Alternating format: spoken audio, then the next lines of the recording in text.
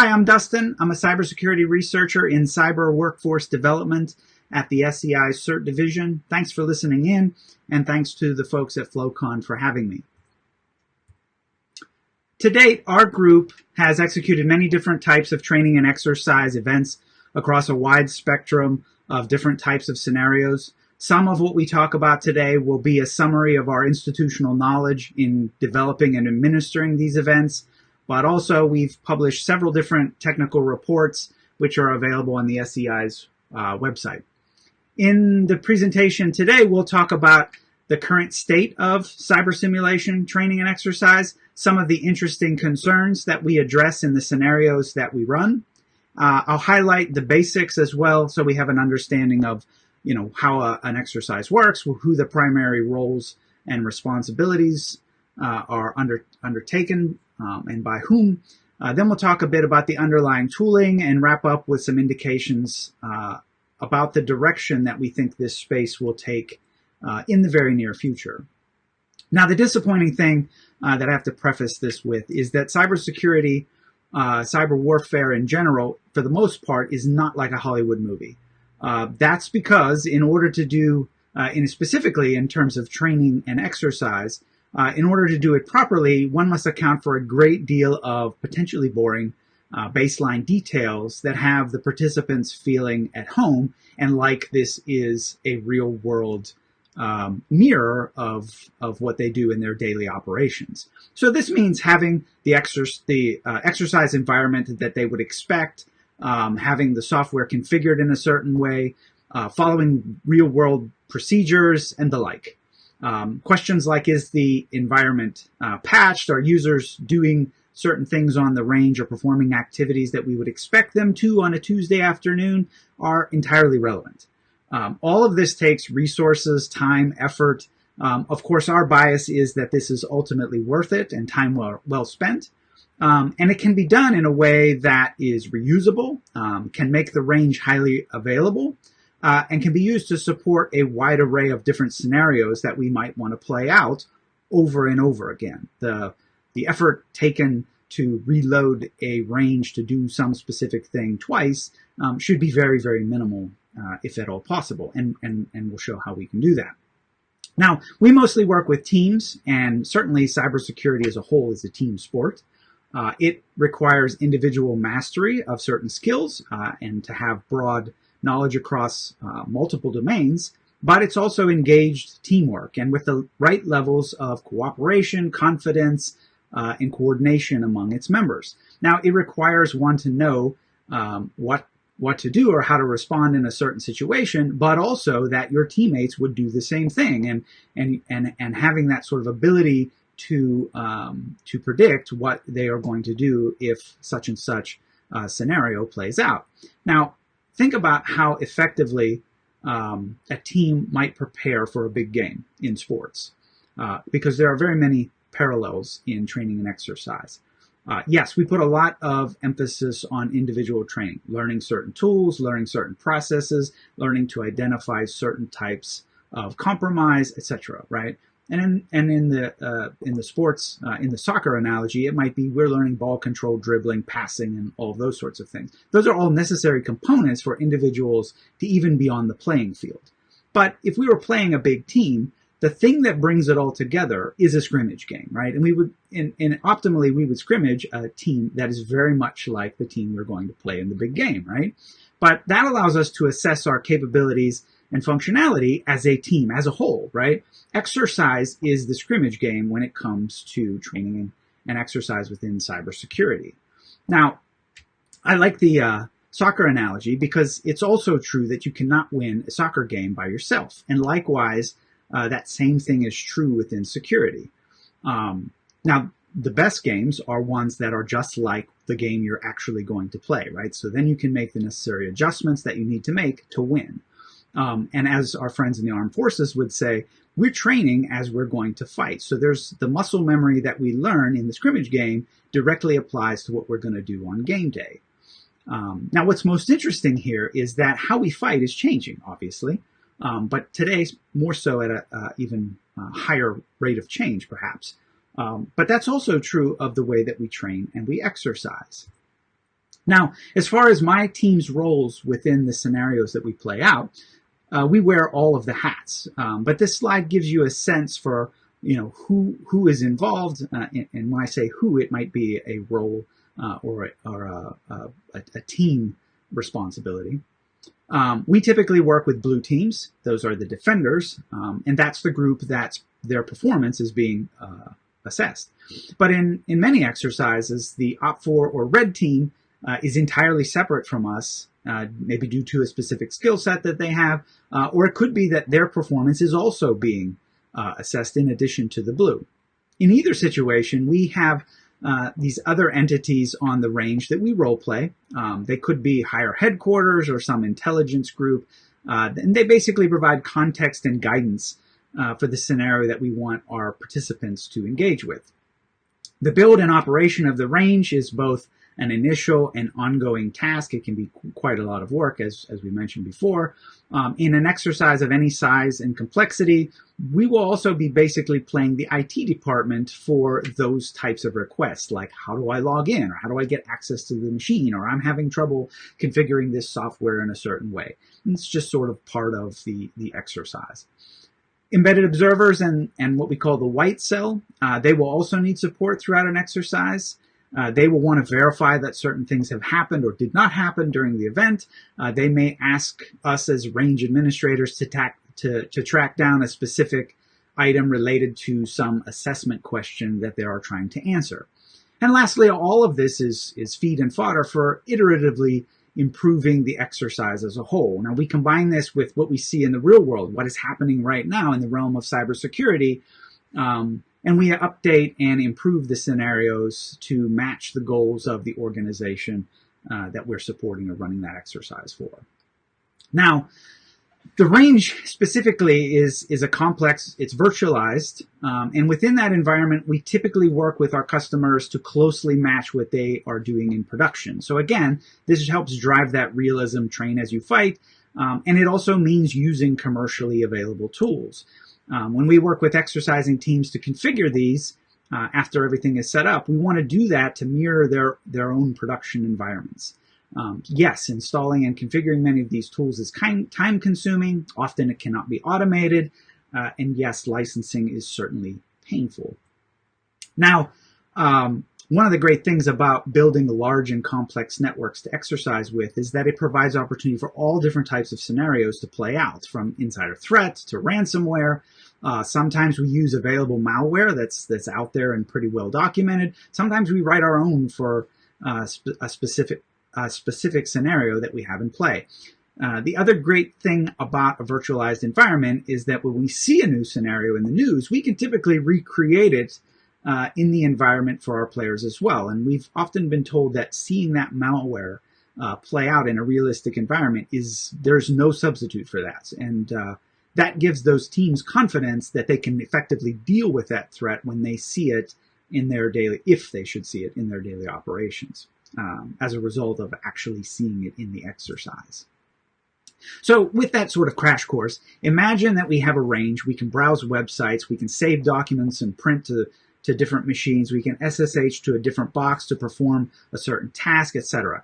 Now we need other people on the range. If we don't have any activity, then everybody inside of the fence is the wolf, right? We want to have lots of different animals in the barnyard, if you will, so that it's not really clear who is doing what, and teams really have to be aware of what traffic is and what it's doing. So we have hundreds, perhaps thousands of different users that are doing things all the time that basically simulate a busy enterprise network at the height of the workday. We also need that to be random, but not too random, so that it looks like, well, that could only be computer-generated activity or traffic. We want it to look pretty realistic. And that sort of leads us into our section 2, where we'll talk in depth about some of these tools that we use to recreate this user activity. The first that I want to talk about is under the Ghost family. This project was started in 2017, and we have used it, I believe, in every exercise since that we've executed. It's completely open source. It's in current active development, so if you're interested, it's out on the SEI's GitHub. and you can take a look at the repository and the associated tools that sit alongside it. That's sort of some of the recent excitement that we've had, because we've been supplementing the original vision of that software product with some additional tools that help you get the most out of those synthetic users on a range, and to make them obviously as realistic as possible. So just to be clear, and pardon the obvious D&D references, but anybody that's in the game, they're an active player character. Anybody else that is especially computer controlled, those are NPCs, right? And Ghost is that computer. It orchestrates those agents to perform some set of activities that is behaviorally accurate for that particular role that the Ghost agent is playing, and that they're fully autonomous, right? They have literally an infinite array of different behaviors that we might be trying to recreate, from a friendly administrator that's sending emails, managing calendars, to sophisticated nation-state coordinated attacks where there is a sort of flowchart of activities that need to occur in order to breach a network or something like that. Now, in the past, we have found that the more realistic these agents are, the more value the teams are getting out of these exercises, because it's not real clear that this is where the bad things in this exercise are going to come from. It's not real clear who the good guys are and the bad guys are. It's very much like operating in a large-scale enterprise network where you have lots of different threats to be concerned with, right? The sort of exciting thing for us is that each one of these personas on the top line, they have different motivations, methodologies, and strategies, right? So for each of those opportunities, there's a bunch of different things that type of agent might do, and Ghost is able to recreate those activities however we dream them up to be within a particular exercise that we're coordinating for a customer. Now, this is a kind of a complicated slide, but it's really meant to show that different types of exercises go through different patterns of stages. They culminate in an exercise or a series of exercises. So as you can see on the one, we have multiple exercises throughout a season, and after every event, we have a sandbox period where teams can go in and readjust their tooling, their logging, so that maybe things that they felt they could have done better on the first time around, they will do better the second time, and so on. And the bottom, we show some of the different tools that we're going to talk about and where they show up within those different exercises. If that slide was complicated, this one is even more so, but this is just to show spatially in the exercise where these tools play, right? When we talk about in or out of game, those are things that players, the virtualized environment is the in-game. But keep in mind, there are still items that the players don't have direct access to. Like, they might see Ghost agents creating documents, browsing websites, but they don't actually see the instructions going back and forth that's telling this agent to do that, or reporting, whatever a command an agent ran, the results of that particular item. Now, we have several different tools in play now, and we're thinking about new ones all of the time, like how can we sort of mix the chat that happens within an exercise with that real-world environment inside the game that we're trying to create. Right now, the two are separate, but we're looking for ways to bridge that. One of the interesting things that we found was that for the last generation, I'll call it, of range design or software that would help us create that range, we would basically create throwaway accounts for training. So maybe simulated person X does something over here, and then simulated person Y does something over there. But that's not really realistic, and that limits some of the more complex scenarios that we would like to play out. Now, there are many synthetic data generators out there, Faker and the like, for specific programming languages. But one of the problems, and I think I hit on this before, with computer-generated fake data is that it looks fake from a distance, and that never really has suited our purpose. So we developed a tool to go along with the actual running of the agents that would generate a rich data set for each agent. We went out and we found the best place source for each of those data points, documented that. So now when you generate an NPC, you can see from the source data where that came from, what algorithm was used. And we generate quite a lot of data so that any scenario that we would like to play out, we have information about that person. Specifically, insider threat gives us a lot of different data points to pull from. Does, what types of things has this person done in the past that might make them a mark for that sort of scenario? We like to say these NPCs are so real, they sell for a premium on the dark web. So in a nutshell, how does this work? We put a software agent on a Linux or Windows virtual machine. Typically it's Windows, right? Because they're doing Office-y type tasks. They're creating Word documents, Excel, that sort of thing, answering emails, filling out a calendar. These machines get an initial instruction set, we call a timeline, that sort of defines what they do in a day, what their role is. So as time goes on, they can get additional instructions from a C2 server, but they also gather information on where they sit in the network and what they have done throughout the day.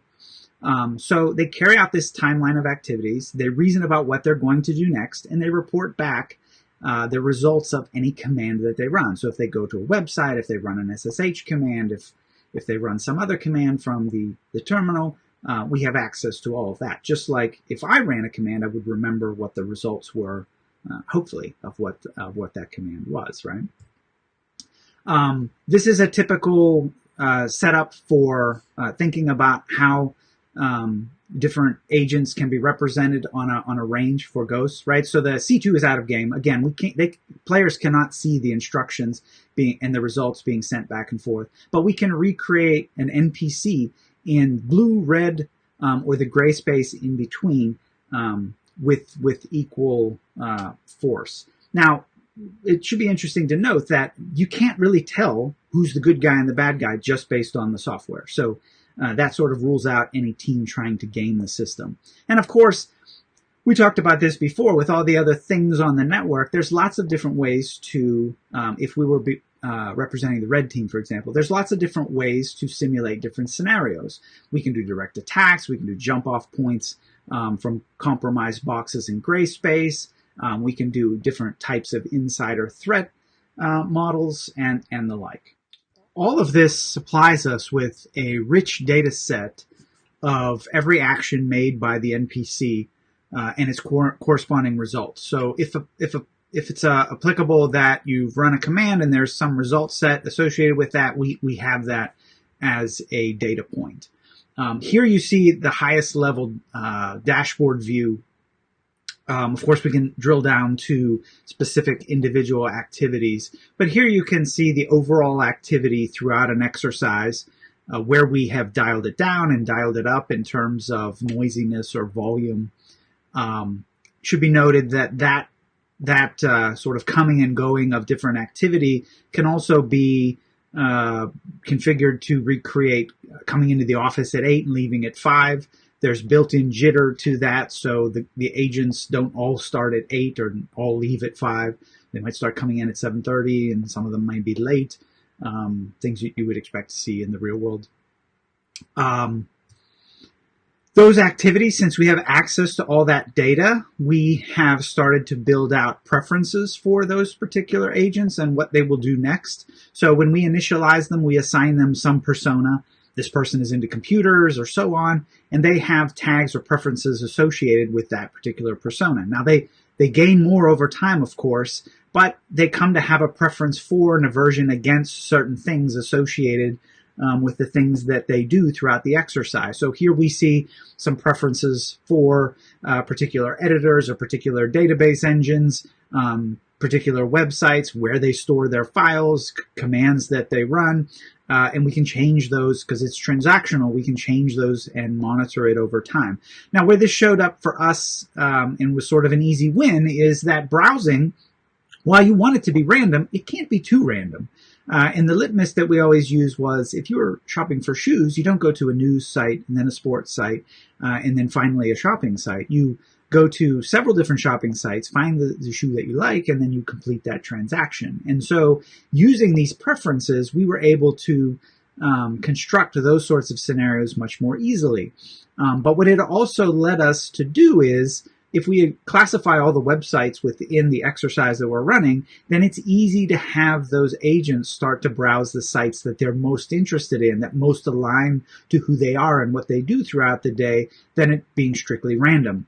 And some easy models that we put together, we had initial success of 25% improvement over, I'm this kind of person, I do this kind of thing, and I browse these kind of websites, and that matches what you would expect. That's available on the SCI's GitHub as well. Now, let's talk a bit about the future here to wrap it up. I have to admit that one of the things that we are most excited about, we actually didn't realize in the beginning. So much like gasoline, and it originally being a byproduct, but then being found to be hugely valuable, the data that we generate is pretty valuable stuff, in that we run a very large enterprise-level network that's realistically mirroring what you might expect to see in the real world. And then we run specific types of malware and injects on that range. There are appropriate responses. There are insider threats. That data is a hugely valuable data set, and we are able to provide it in multiple dimensions. So you want PCAPs or you want some higher level, we have actually made it easy to package up and access that data. So now you may have, or may not have, hopefully the former, have found this presentation interesting strictly on the sophisticated aspects of training and exercise that we consider. But if you think about the byproducts of doing those exercises, that's pretty exciting as well. The data set that we have for running a long-term exercise is enormous, right? We might run an exercise that spans a year. Obviously, there's a ton of data that goes along with that. But the fact that we can recreate any type of scenario, do it again pretty easily and pretty quickly, and then take the data out of that and provide it for testing new cybersecurity ideas and theories is pretty powerful thing to be doing in this day and age, right? With ML and AI, they work best on data, and that data being more closely aligned with the real world is a powerful thing. Now, again, we can look at that data from a red or a blue or any other perspective.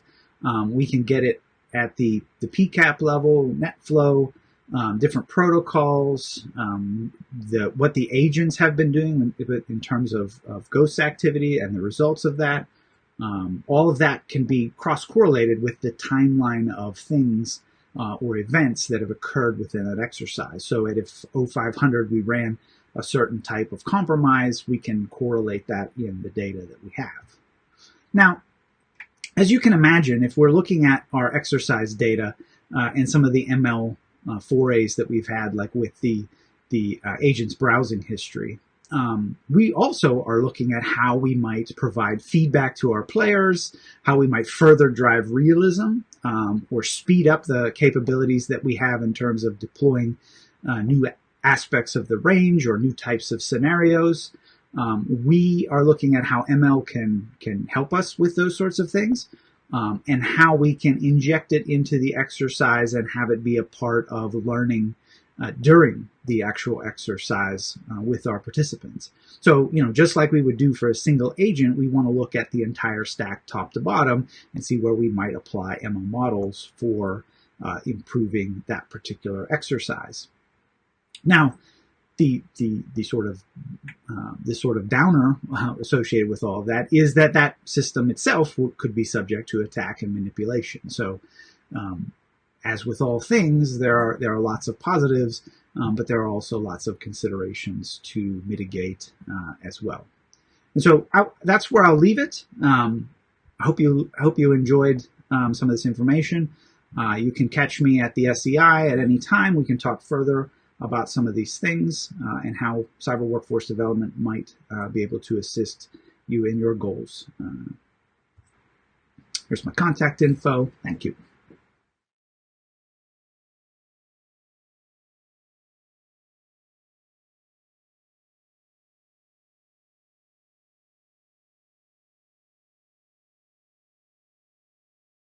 Dustin, welcome. Thank you for your work on ghosts.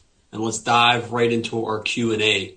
First question from Dustin asking, how does Ghost differentiate from Lincoln Labs' Lariat for running cyber ranges? So as far as I know, Lariat only reproduces certain aspects of what we see in the exercise. So our operators want to see the network traffic. They want to see the particular activity in the event logs or whatever scene they're using. And they want to triangulate all that data, given they go to the box and see different artifacts of maybe what's happened.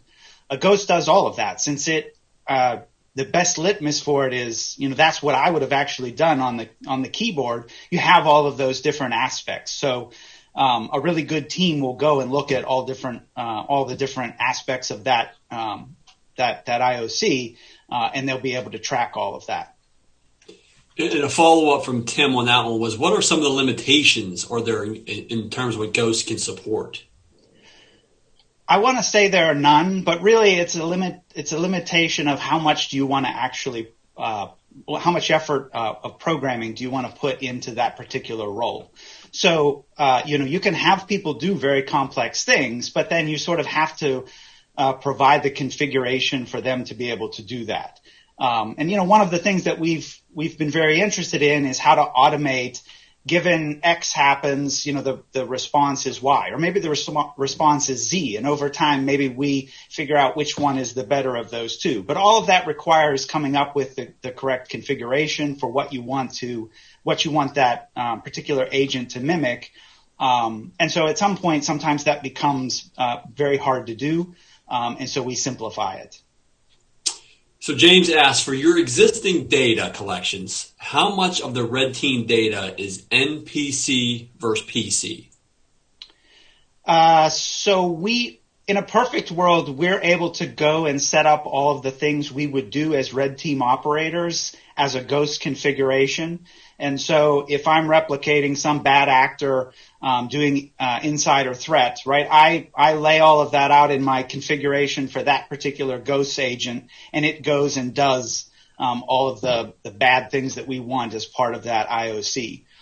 Sometimes in the interest of time, our exercises, we just do it manually.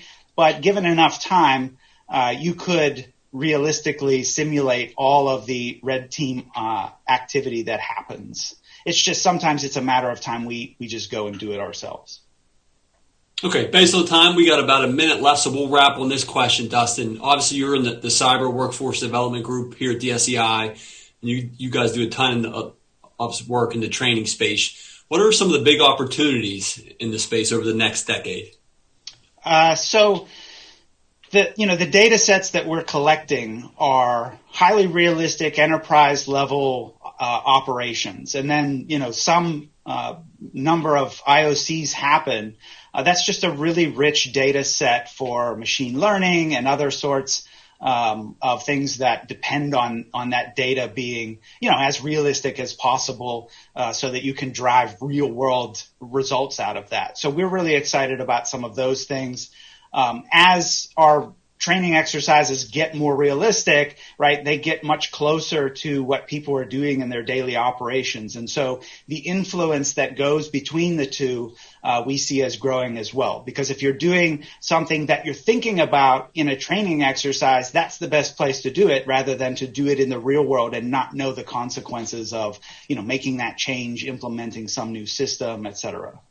So those two things I would say are sort of the biggest things that we're excited about in the next couple of years. Great. Dustin, thanks for sharing your expertise. We got more questions on Discord. I know you're heading over there, so thanks for your time today. Thank you. Thanks for having me.